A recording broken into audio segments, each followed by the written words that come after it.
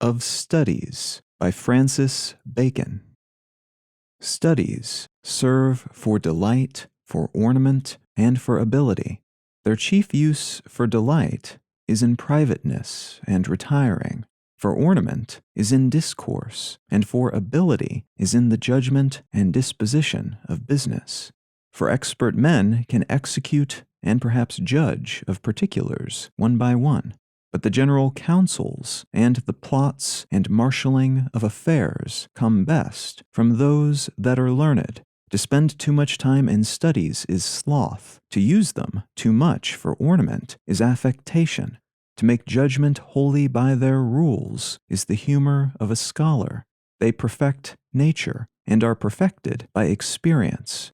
For natural abilities are like natural plants that need pruning by study.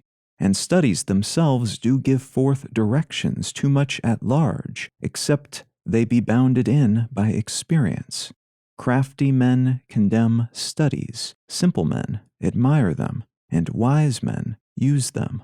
For they teach not their own use, but that is a wisdom without them, and above them won by observation. Read not to contradict and confute, nor to believe and take for granted, nor to find talk and discourse, but to weigh and consider. Some books are to be tasted, others to be swallowed, and some few to be chewed and digested. That is, some books are to be read only in parts, others to be read but not curiously, and some few to be read wholly and with diligence and attention. Some books also may be read by deputy, and extracts made of them by others, but that would be only in the less important arguments and the meaner sort of books. Else distilled books are like common distilled waters, flashy things. Reading maketh a full man, conference a ready man, and writing an exact man. And therefore, if a man write little, he had need have a great memory. If he confer little, he had need have a present wit. And if he read little, he had need have much cunning, to seem to know that he doth not. Histories make men wise, poets witty, the mathematics subtle, natural philosophy deep, moral grave, logic and rhetoric able to contend.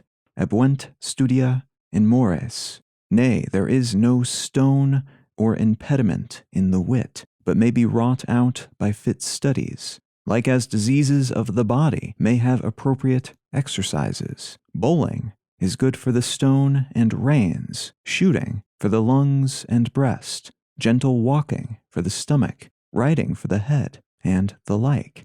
So if a man's wit be wandering, let him study the mathematics, for in demonstrations, if his wit be called away never so little, he must begin again. If his wit be not apt to distinguish or find differences, let him study the schoolmen, for they are semini sectores. If he be not apt to beat over matters, and to call up one thing to prove and illustrate another, let him study the lawyers' cases, so every defect of the mind may have a special receipt.